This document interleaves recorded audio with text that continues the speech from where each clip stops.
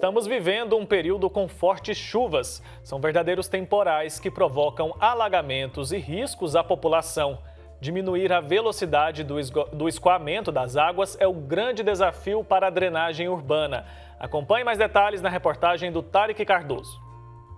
Há previsão de muita chuva até o fim do mês de março para todo o país e risco de grandes temporais que causam muitos impactos nos centros urbanos. De outubro a março, que às vezes se estende até o mês de abril, tem um período chuvoso nas regiões norte, centro-oeste, sudeste, parte do sul do país e também parte do nordeste, do interior e do sul e oeste da Bahia.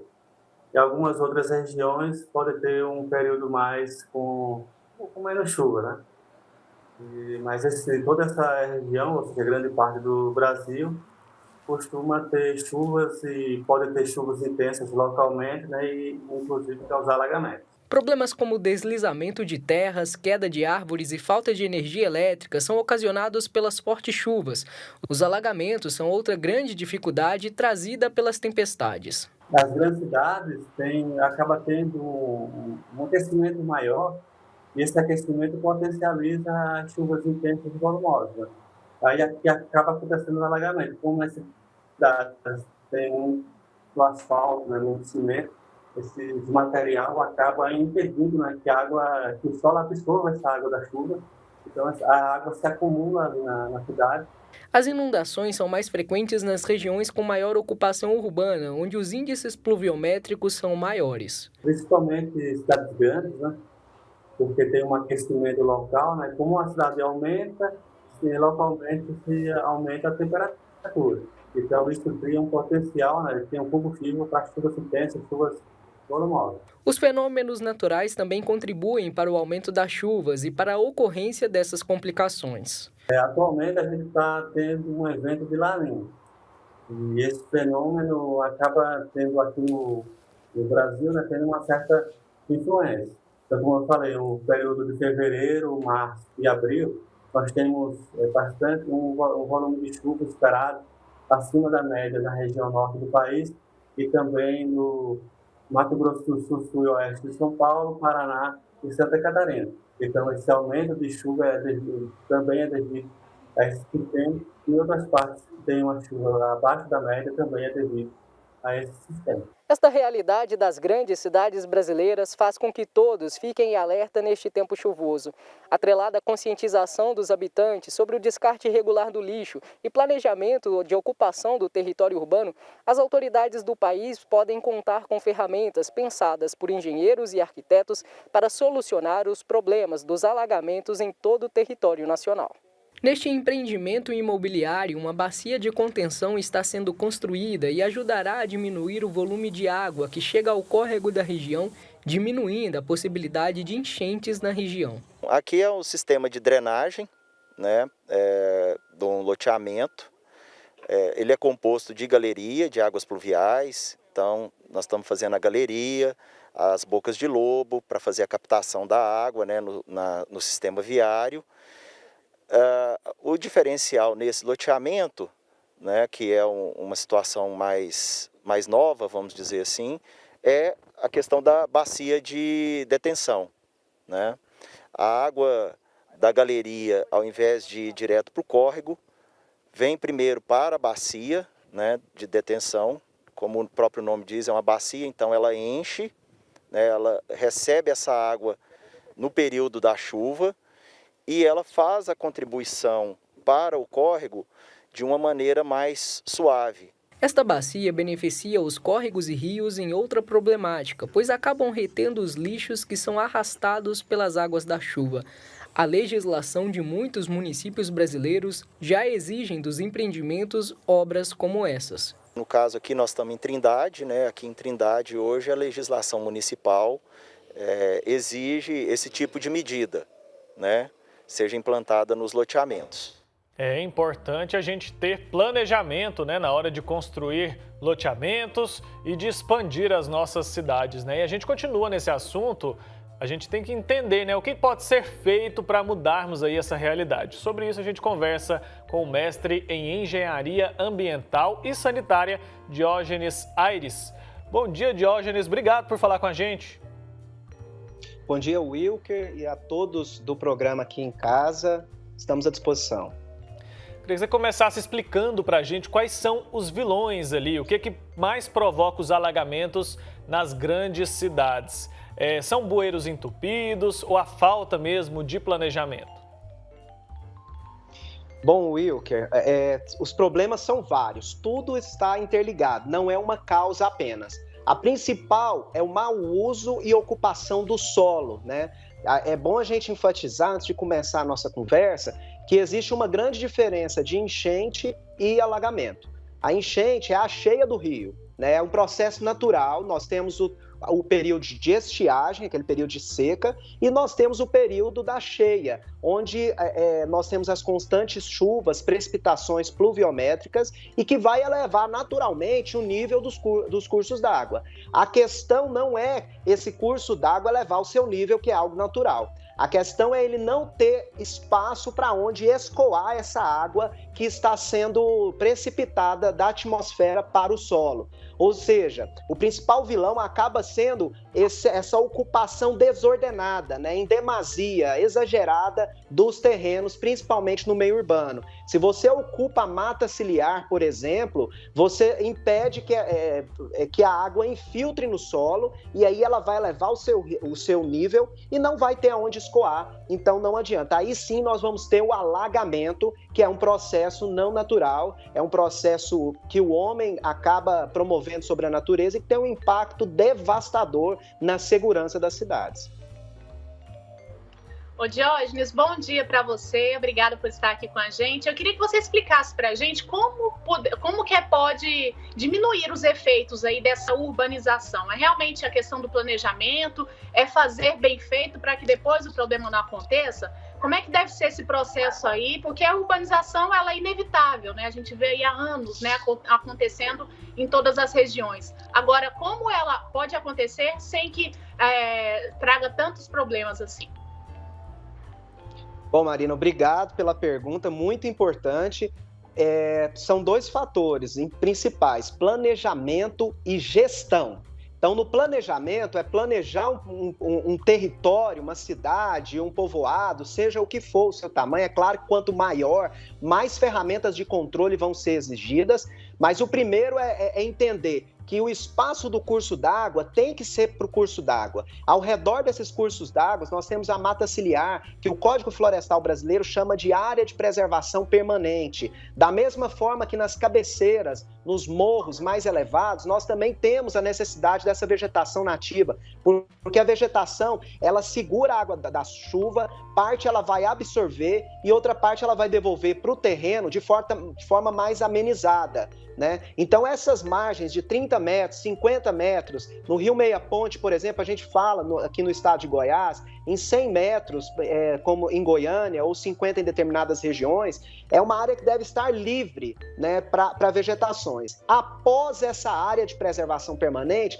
nós podemos ocupar, mas não é 100% do terreno. O seu terreno ele pode ser construído em um determinado espaço que os códigos de edificações e os planos diretores, as leis de uso e zoneamento do solo prevêem nos municípios, mas nós não podemos impermeabilizar ou cimentar aquele famoso quintal da nossa casa, né? Pelo menos ali tem áreas que são exigidos 30%, outros 15% no mínimo do terreno. Para quê? Para que a água da chuva tenha onde infiltrar, recarregando os nossos lençóis freáticos e abastecendo os nossos mananciais para o provimento de água de consumo humano. Se nós ocupamos toda essa área, o terreno não vai absorver essa água da chuva e esse escoamento que vocês veem nas ruas, eles vai subir e vai inundar, provocando desmoronamento de quem mora próximo às encostas. É algo que também não pode ser ocupado as encostas.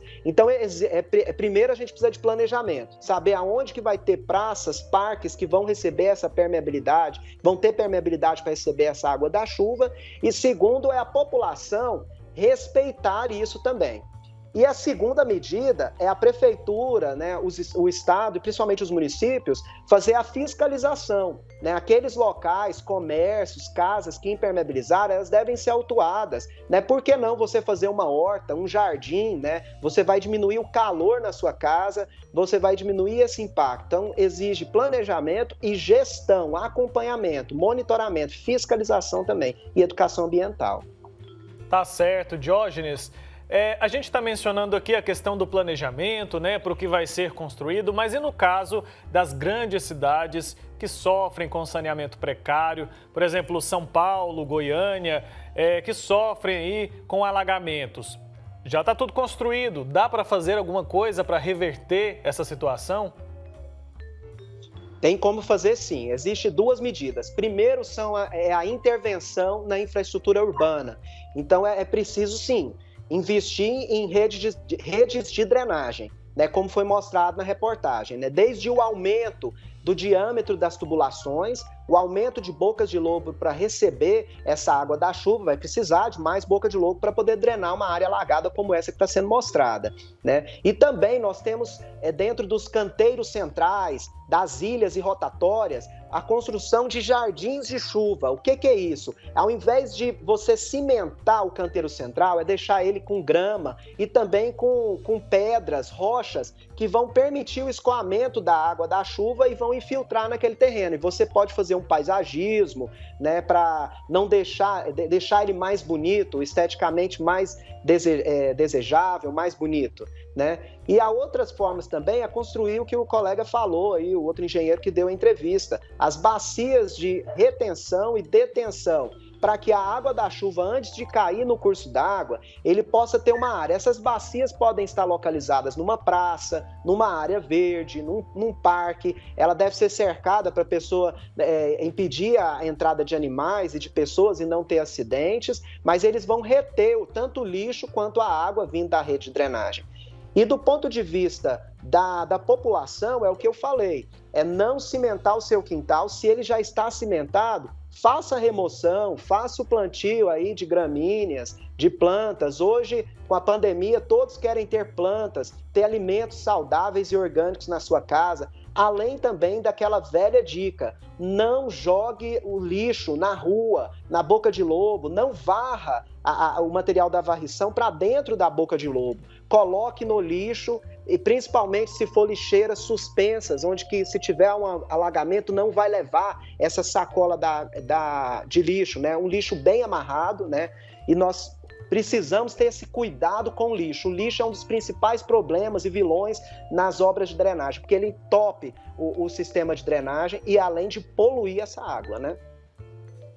Diógenes, eu ia falar realmente sobre isso que você entrou no assunto agora, a questão do que a população pode fazer, né? A gente falou sobre planejamento, aí a questão, né, de engenharia, né, de políticas, é claro, mas em relação à sociedade mesmo, né? A gente pode fazer, sim, nossa parte. Você citou aí a questão dos quintais, né?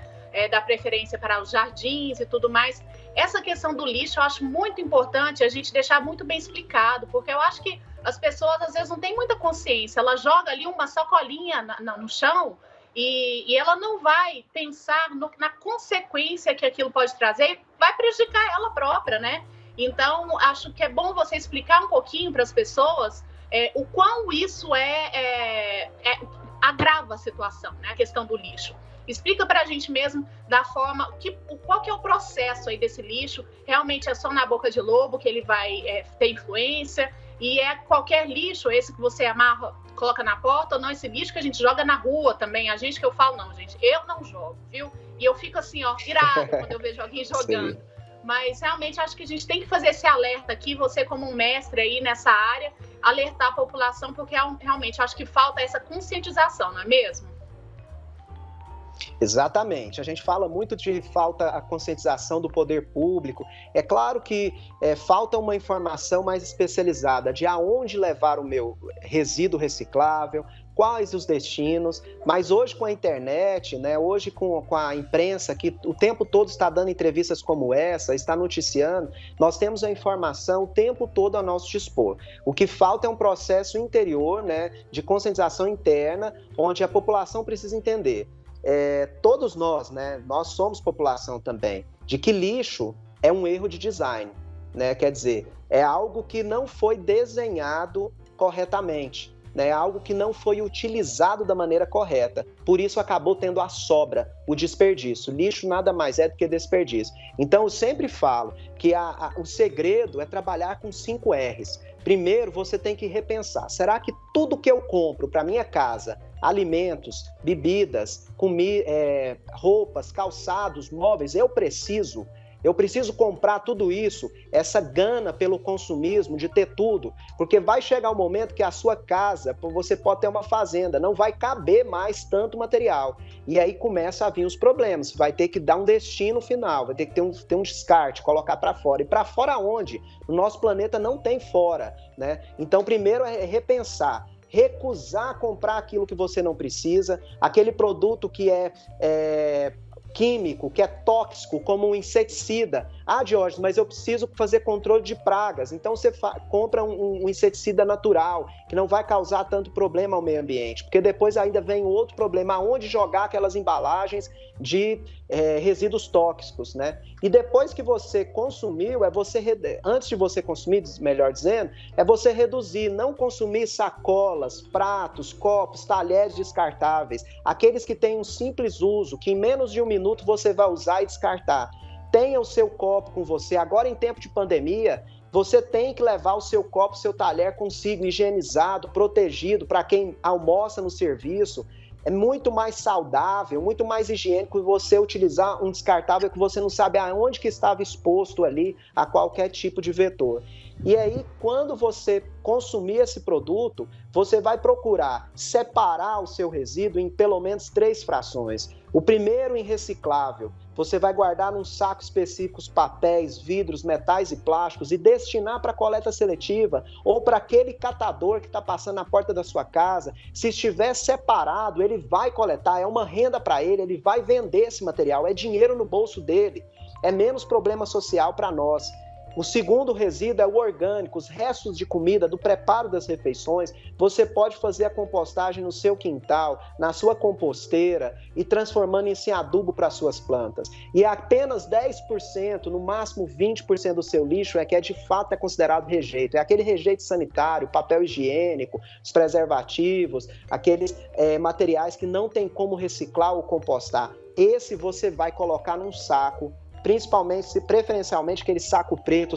O saco de supermercado ele é horrível, porque ele rasga facilmente, ele derrama o chorume, ele contamina ali a rua e o ambiente que você está. O saco preto bem amarrado, colocado na porta da sua casa, não no chão, mas na lixeira acima do terreno, como eu disse, se vier uma inundação não vai levar. E colocar no dia e na hora da coleta pública, porque se você deixa ali 3 dias e vem uma chuva, vai levar para a boca de lobo.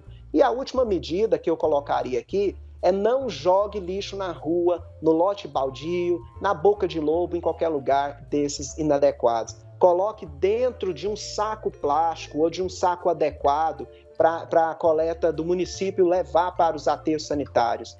Né? Se você coloca em qualquer lugar, vai entupir a sua boca de lobo, vai voltar para você no formato de alagamento, e esse alagamento vai trazer também doenças como a cólera e outras doenças tão graves para nós, né? Excelente esse ponto que você tocou, viu, Diógenes? Da questão aí do consumo e do descarte consciente, né? Isso é fundamental, a gente tem que ter, sim, isso claro na nossa cabeça, né? E olha, eu queria que você falasse um pouco sobre o clima. Ele contribui, de algum modo, para a questão dos alagamentos? Com certeza. Tanto o clima natural, quer dizer, nós estamos na época chuvosa, né? Se vai ter chuva hoje, amanhã, esses dias, eu preciso me preparar. É o que eu disse, a cidade precisa se preparar para isso com as redes de drenagem, né? E a população também, não ocupar totalmente o seu terreno. Antes de comprar um lote, isso é fundamental, pessoal. Você vai na prefeitura da sua cidade e solicite o uso do solo. Ele é um documento que qualquer pessoa pode tirar, não precisa nem ser proprietário do imóvel. Qualquer pessoa, você vai na prefeitura e pede qual é o uso do solo para esse terreno. Esse terreno pode construir? A primeira pergunta que se faz. Se não puder, não compre aquele terreno, porque ele vai ter um problema ambiental. E se ele pode ser construído, é respeitar a aprovação do projeto. Qual o máximo do terreno que eu posso ocupar? É 40%, é 60%? Tem locais que a gente pode ocupar 90%, mas eu preciso deixar os 10% restantes de área permeável. Então, a gente precisa tomar essas medidas. Essa é uma forma de prevenir também alagamento, tá? Tendo uso do solo. Se eu já tenho a minha casa, que já está toda ocupada nessa área, é o que nós falamos, evitar o lançamento de lixo, de varrer material para a boca de lobo. Se você tem uma boca de lobo inundada, liga para a sua prefeitura, avisa que ela tá entupida e precisa ser limpada. Então a população avisa os vizinhos também do lado, não deixar materiais de construção como areia, terra, tijolo na porta da calçada, sabe? Fazer o recolhimento, colocar nos tambores, nos containers e caçambas apropriadas. Se você não tem dinheiro para contratar essa caçamba, rateie com seu vizinho, ligue no serviço de limpeza do seu município. Tem município que coleta isso na sua casa, mas não jogue lixo da construção, entulhos na porta da sua casa, porque aí nós não vai ter cidade que vai dar conta de combater esses alagamentos. Diógenes, nosso tempo está acabando, mas eu queria que você falasse rapidinho do projeto. E você que é coordenador geral da Sociedade Resíduo Zero, fala para a gente rapidamente, por favor, o que é esse projeto e como é que ele contribui aí para essa questão dos alagamentos. Bom, a Sociedade Resíduo Zero reúne lideranças, experts e população em geral na luta contra a geração do lixo. Então, nós conscientizamos a população através dos projetos Residência e Escola Resíduo Zero e Cidade, levando informação, mostrando aonde levar o seu lixo, como separar, como compostar na sua casa, para que o lixo não vá parar na boca de lobo. E nós estamos também lançando esse livro que é o Aterro de Resíduos. É um livro voltado para o tratamento do lixo, para que tenha áreas adequadas nas cidades, aonde que as prefeituras podem, de fato, levar os nossos rejeitos, aquilo que não tem como mais recuperar. Então, se a seu município estiver tendo um aterro sanitário como este daqui projetado na nossa tela, nós não vamos ter mais lixo parando em bocas de lobos ou nos córregos, nos lotes baldios. Então, a população consciente, a cidade com a sua estrutura de drenagem, né, aumentando as áreas permeáveis e construindo aterros sanitários para os rejeitos, nós vamos, de fato, evitar esse impacto exagerado, né, nas cidades, que são os alagamentos, trazem tanto de doenças e mortes e acidentes terríveis. Tá certo, muito obrigado, Diógenes Aires, que é mestre em Engenharia Ambiental e Sanitária. Obrigado pela conversa e parabéns por esse trabalho tão importante desenvolvido aí por essa Sociedade Resíduo Zero, da qual você é coordenador geral, viu? Obrigado pela conversa, foi ótimo. Até uma próxima oportunidade, tá bom? Eu que agradeço, Wilker, Marina e todos da TV Pai Eterno, programa Aqui em Casa. Muito obrigado e lembre-se que aquilo que é considerado lixo para você, para outro pode ser considerado luxo, né? O resíduo pode ser, de fato, considerado um recurso e não lixo. Separe o seu resíduo, portanto. Tá aí, fica então a mensagem desse Santo Café de hoje, momento sempre aí de informação para você que acompanha a programação aqui da TV Pai Eterno.